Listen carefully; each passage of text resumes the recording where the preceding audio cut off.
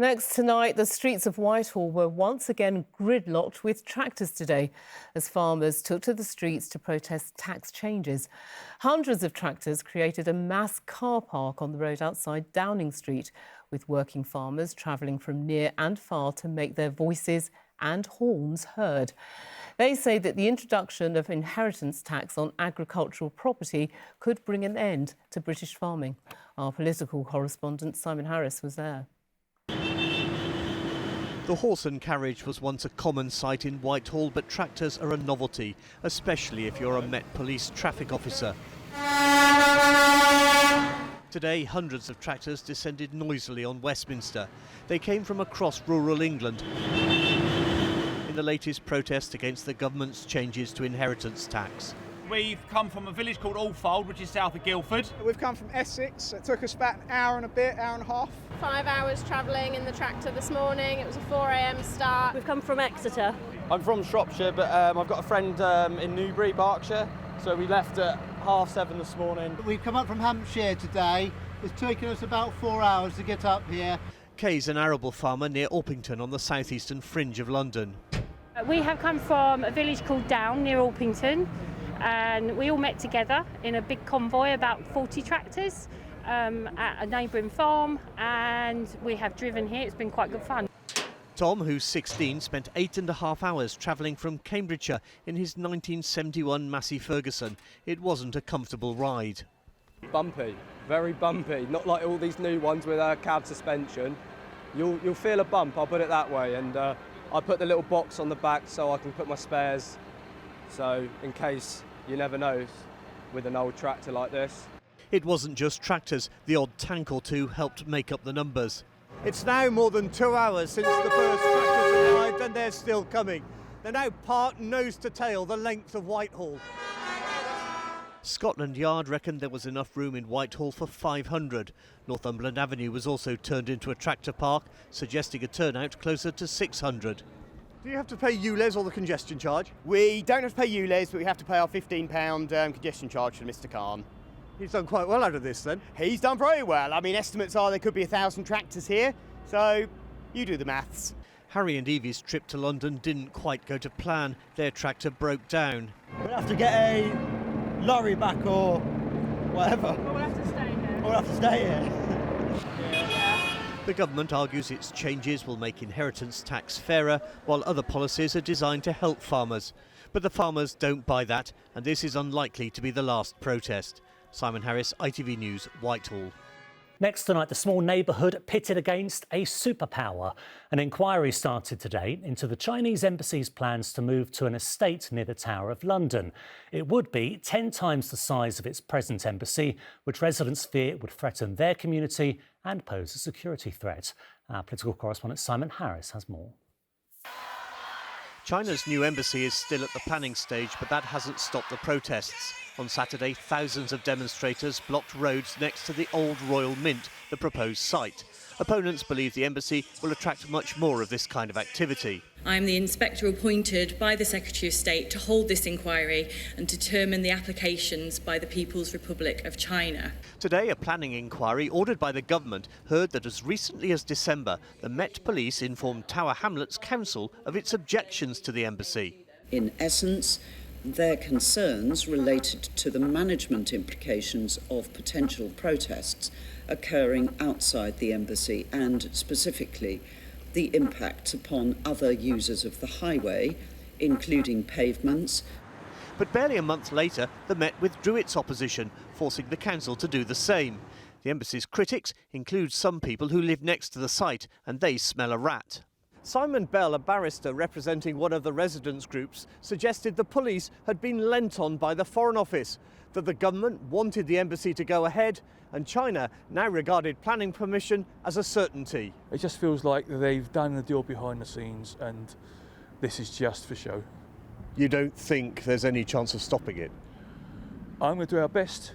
Luke de Pulford, a long-time activist, helped organise Saturday's protest. I think there is at least a case to answer that there are other forces at play here besides the merits of the planning application.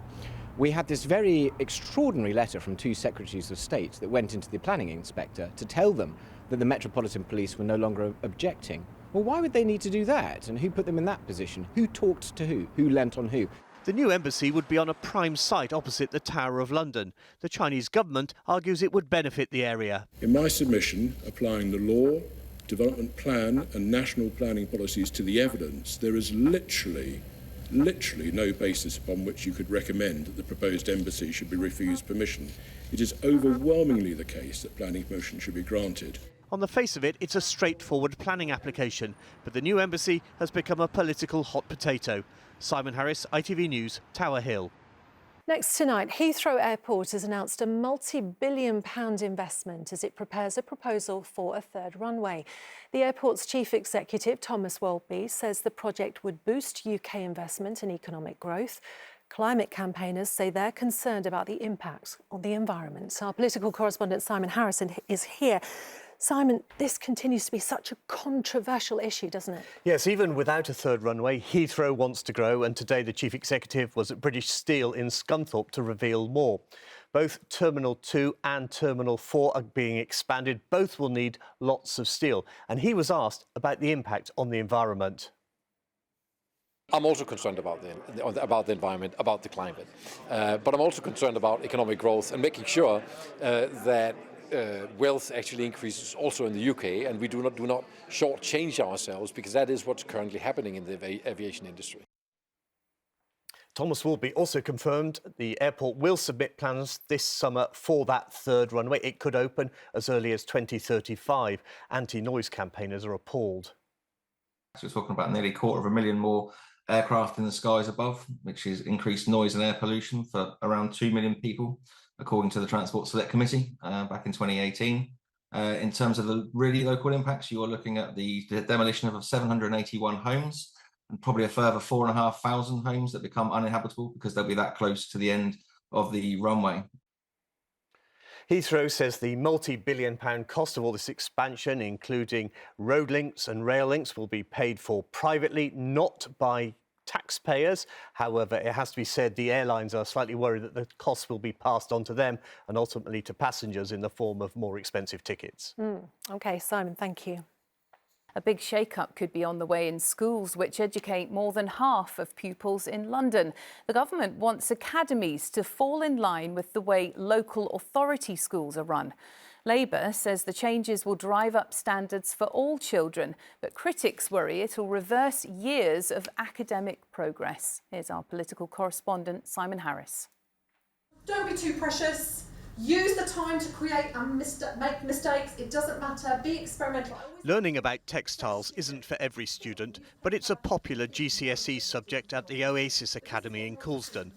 2 decades ago, this South London secondary school was struggling, but in 2008 it became one of the first academies in the country, and today Ofsted labels it a good school.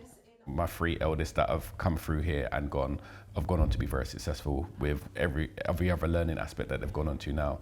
And the change I've seen in my daughter that is here currently, I believe it is down to the school as well. But the education landscape is changing.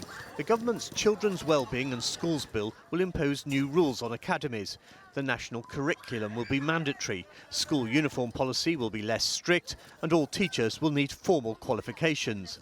One of the good things about the way that academies have worked is that the freedom has allowed them to do different things and to see things from a different angle. The concern would be, if there are no academy freedoms, is what is the difference between an academy and a local authority school? Wonderful work. The Conservatives are alarmed, especially about the national curriculum. It's not that it's a bad thing, it's that they should be allowed freedom to innovate with it, to see what works. And actually the Prime Minister himself at PMQs last week said that a school should be allowed to innovate, yet his bill is doing the opposite. It is taking away freedoms from schools. The government's priorities for the new bill were outlined by the Education Secretary in a speech last week. This is a new era in accountability for schools, a new era of relentless improvement to drive up standards and open up opportunity for all. Coulsdon is one of 14 Oasis academies in London. It's already adopted the national curriculum, so is less troubled by the proposed changes than some other multi-academy trusts. The charity's founder believes the biggest crisis for schools is the hemorrhaging of teachers, disillusioned by pay and Ofsted inspections. Can Ofsted change its character is it capable of moving to a collaborative model of behaviour, or do we just need to scrap it and start again? I think that is the biggest question in education. Ofsted has recently launched a public consultation on a new inspection regime, which it says will be fairer and put less pressure on teachers. The government, meanwhile, has already backed down on one proposed change to its bill. Academies will not now be forced to pay teachers the same salary as local authority schools. Simon Harris, ITV News. Well, that's just one of the topics Simon will be covering on tonight's Late Debate. Here he is to tell us more. On tonight's programme, we'll discuss the government schools bill with 3 London MPs, Labour's Meg Hillier, Louis French for the Conservatives and the Lib Dems' Munira Wilson. Plus, the latest setback for Scotland Yard as a court blocks its attempt to sack rogue officers. The Commissioner thinks civil servants are to blame. Is he right? And what more can be done to clean up the Met? And the on-off saga of Heathrow's third runway. The government's given it the green light, but we've heard that before, and some in the aviation industry wonder if it'll ever happen. But this week, Heathrow said it would expand anyway, with or without the runway. Does that mean more flights are on the way? That's the Late Debate here on ITV1 after news at 10.